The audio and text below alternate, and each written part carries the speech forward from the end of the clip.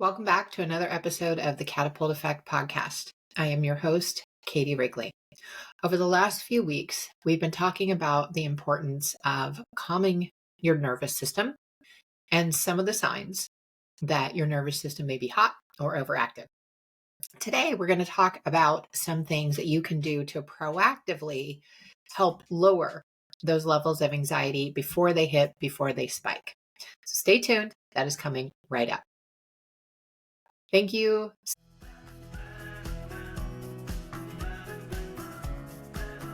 Welcome to the Catapult Effect, a podcast where professionals like you turn challenges into opportunities for extraordinary growth. If you're tired of struggling, feeling lost, and ready to catapult yourself into the best version of you, then you're in the right place. Here's your host, Katie Wrigley. Coming right up. Thank you so much for joining me today. I know you have your choice of a lot of different things to listen to on the internet, and I truly appreciate and am honored by the fact that you're choosing to spend your time with me. Thank you so much. So, as we discussed over the last few weeks, we kicked off the year with Michelle Molitor talking about Amy the amygdala, which is part of your brain that's hiding behind the prefrontal cortex. If you're seeing this in video and not just listening to it, you'll notice I have my fist held up. Amy the amygdala, when you blow your top, you hit a stressful situation, your prefrontal cortex goes offline. Only the amygdala is looking around without any executive functioning to help get that system into a more resourceful state. When Amy is allowed to run the show all the time, we call that perpetual fight or flight. Listening to Mel Robbins' podcast this week, it really blew my mind that 70% of people right now are in a state of perpetual fight or flight.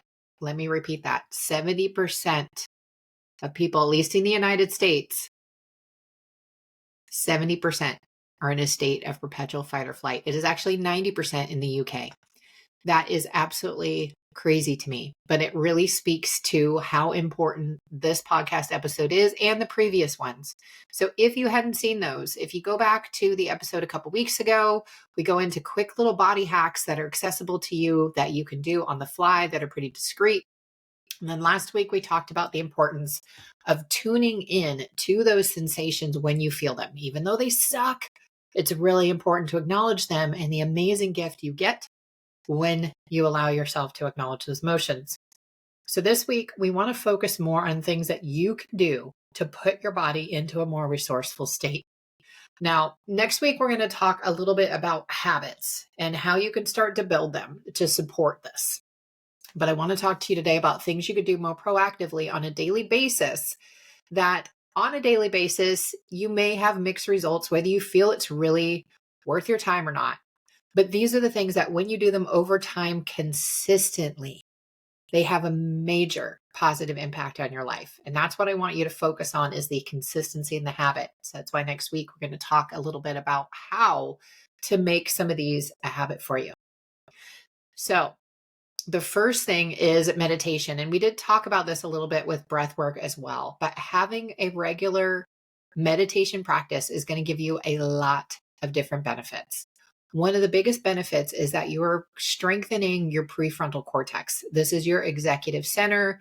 This is the frontal part of your brain that's sitting over Amy the amygdala and using rational thought, reasonable trains and lines of thinking to assess what you're seeing out there in the world. It is really important that we strengthen this part of the brain. This is also what is going to allow you to respond when your emotions are high rather than react. What do I mean by that? So again, if you're watching, you can see my beautiful dog, Tangy, back there. Sometimes she will start barking or she'll bark and lunge at one of my cats. What I'm working on right now is shifting from reaction to response. My reaction is to jump forward, say NO really loudly, which then makes everybody else jump. That's a reaction. By continuing to focus on this idea and utilizing tools such as my daily meditation practice to help me get there, as well as my Cognomovement, I can now see when she's starting to do it. I can stay more calm and I can help her navigate that energy instead of going after one of the cats. That's a difference between reacting and responding. Responding takes a little bit of practice to be able to do. There's a lot of science around this. I'm not going to go into all that with how long you want to sit there and breathe into the emotion. I just want to focus on the meditation part. And by having a regular meditation practice and strengthening that practice, you're going to be doing your body a lot of good and your brain a lot of good. Now, one of the other things that I've noticed still comes up, and I've talked about this before, that I do still have a little bit of a hot nervous system, way more functional and productive and flexible than it used to be, but it's still lowering in some heat. I carried a trauma for 40 some odd years. I'm not going to completely get rid of that overnight, but it's, oh gosh, it's so much better. But one of the things that I have noticed is I move around a lot. As I watch my recordings, I'm like, wow, I really don't sit still. This is something else that I'm working on in my meditation practice. Now, if you're sitting down to meditate, you may notice when you sit down that suddenly there's all these little things starting to speak up in your body. You may have an itch. You may suddenly get a cramp. Do your best to try to ignore those and stay in a state of stillness. You can teach your brain in this more relaxed state that you don't have to be moving all the time, and you can start to sit still and be in stillness and still be okay. So meditation is one of the best things that you can do on a daily basis to help you be able to keep anxiety levels low. The second thing I'm going to talk about is the importance of exercising. And then we're going to go into how long to do all this as we wrap things up. And I'm just going to give you 3 things today that you can consider that are going to be proactive to help you lower your stress and your anxiety levels. Exercise is one of the best things you can do.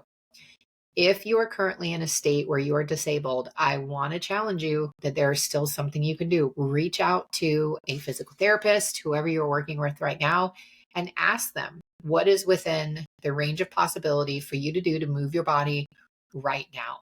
It is so important for your mental health that you are moving your body in whatever ways your body is going to allow you to move around whatever conditions you are navigating. Not expecting you to go out and run a mile or a marathon or anything like that. I want you to challenge your body from the current state that you're in now. That's going to look different for everyone. Why do I want you to do this? The best quote that I heard is from Brian Johnson in Heroic, and I think he actually takes it from someone else. But the quote is basically that exercise is like taking Ritalin and Prozac at the same time, meaning it is great to boost your cognition, and it is also going to really give you a mood boost for 12 hours. So it's great if you do it in the morning, because then you get to sail on that mood boost all night, all day, versus exercising at night, and then you're sleeping through the mood boost. But you're going to get a 12-hour mood boost, especially if you do more rigorous exercise, and you're going to feel a lot more calm, especially if the exercise is outside. Then you're also benefiting from the natural serotonin that you're getting out of the sun. You're benefiting from the fresh air. You're getting to be able to calm your body down. Being out in nature is so healthy for you in so many ways. So there's ways that you can add to this and can just really habit stack or stack various different wellness components on top of it. I told you there's going to be 3 things. I lied. There's actually 4. So the third thing that you can consider, and I absolutely want to encourage you to do this on top of anything else that you're choosing to do out of this episode. The third thing that you can do is take supplements that are good at helping to lower stress in the body, lower cortisol levels. So one of my favorites is ashwagandha. This is actually an adaptogen. So that means it's not going to wipe you out if you don't need that much one day, but it's going to adapt to your body. And the really surprising thing, so I bought some at Costco last year, and I really wasn't sure how great the supplement was going to be. I know that there's a lot that really aren't at the full strength that they say. And so it's always kind of a gamble if I'm going with a name that hasn't been vetted out by a professional. But I decided to give this one a shot. And I could actually tell a difference. And then after I'd taken it for a little while, I couldn't really tell a difference anymore. But what was really surprising to me was my biometrics on my Oura Ring. Those showed a difference. So when I would notice the time of day that I was taking the ashwagandha, and then I would look at the stress metrics that the Aura Ring gives you, it would drop down. Whether I was in stress, it would drop to engaged. Or if I was engaged, it would drop into more relaxed or neutral, whatever the next one down is. But I could actually see the impact of taking this supplement, which was really cool. Another really good supplement that I love, and as with anything I suggest, please check with your healthcare provider before you try anything. Another great supplement that really helps calm the nervous system is kava kava root. So one of my mentees within the Cognomovement program introduced me to this at Cogno Conscious. And she's someone who's also decided not to drink. And she's like, I really love this supplement because it calms my body the same way that having a glass of wine used to calm my body. And so I tried it one day and I noticed like I really had an easier time transitioning into a calm space in the evenings when I took this. There are a lot of different supplements out there that are around stress, that are around lowering anxiety. I want to caution you around pharmaceuticals. Those are going to be covering up the symptoms. They aren't actually going to be working with your body in a natural way to help lower those levels and keep them lower. Another really good supplement to help the nervous system and calm anxiety is CBD. This is the non-psychoactive derivative of the cannabis plant. It is federally legal in any state. And I'm actually going to link to my friend Ace Henderson. He has an amazing CBD company called Peaceful Warrior CBD. That is where I get all of my CBD, despite the fact that I have been living in states with legal cannabis for the last 8 years. I still use his CBD for 2 reasons. One, he actually puts in what he says he's putting in. And so I know that I'm getting that full dose. 2, his product is a higher quality and he actually publishes his lab postings. So you know exactly what is in there and other cannabinoids that you're getting. And he's just a wonderful human being and I want to support his company. So I will link to that in here if you want to try CBD for yourself. I still take it every day myself as part of my wind down routine. The body definitely benefits from this. The last thing I'm going to recommend is Cognomovement.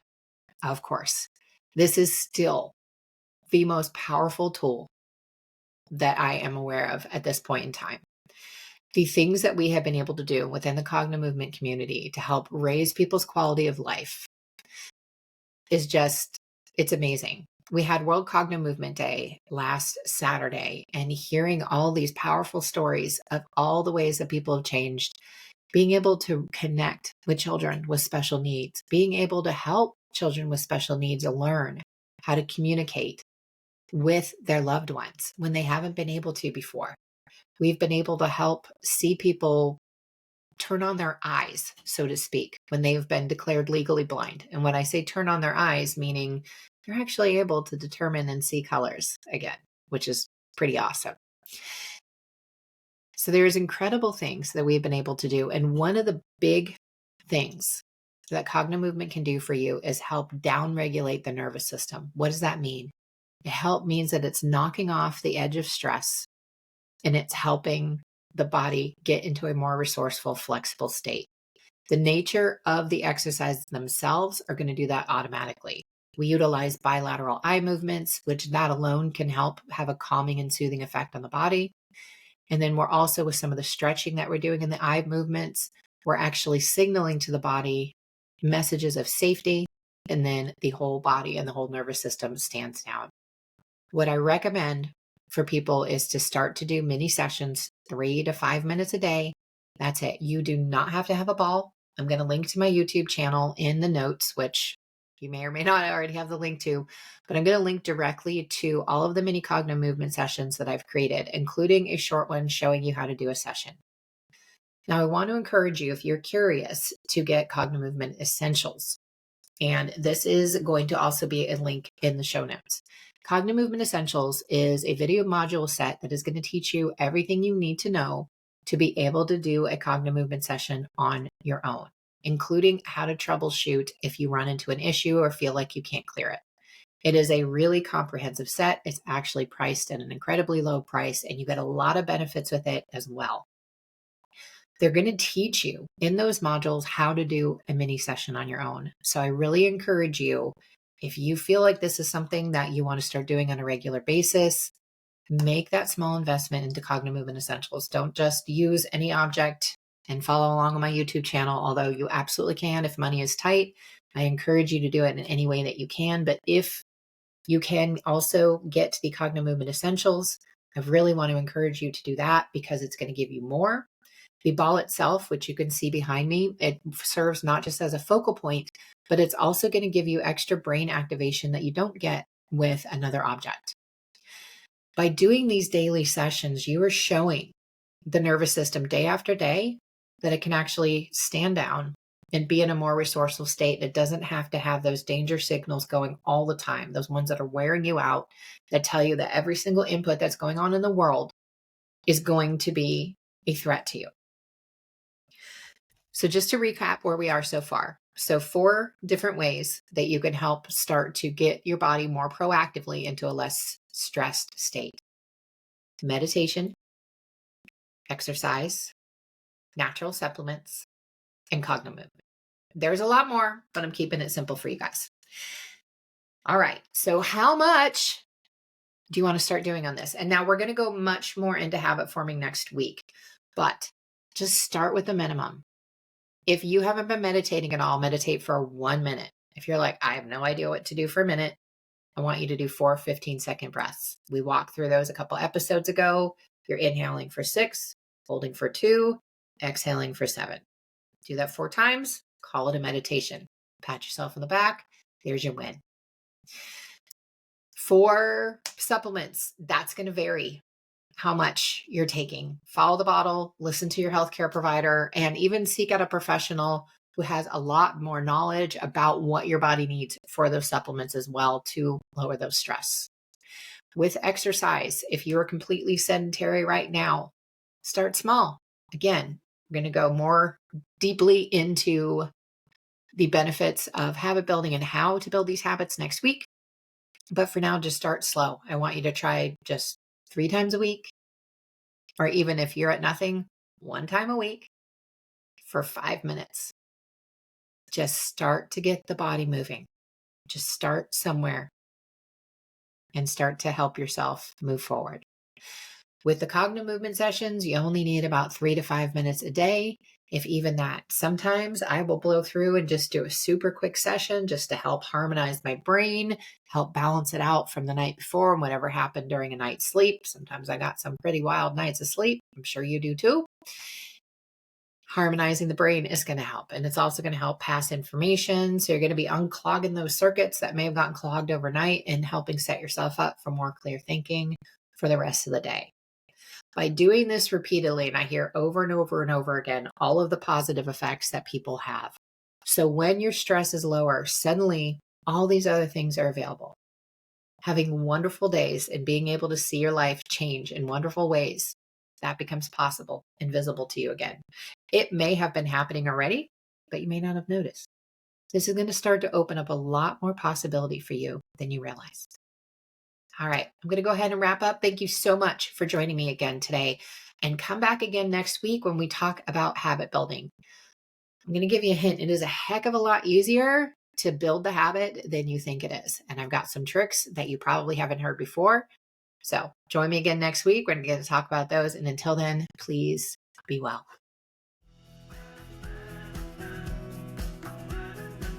Thank you for joining us today. If you enjoyed this episode, please share it with a friend and leave a 5-star review, which helps grow the podcast and reach others just like you. While you're at it, connect with Katie on social media. You can find her on LinkedIn, TikTok, Facebook, and Instagram as @CoachKTDubs. That's CoachKTDubs. This has been the Catapult Effect with Katie Wrigley. Thanks for listening.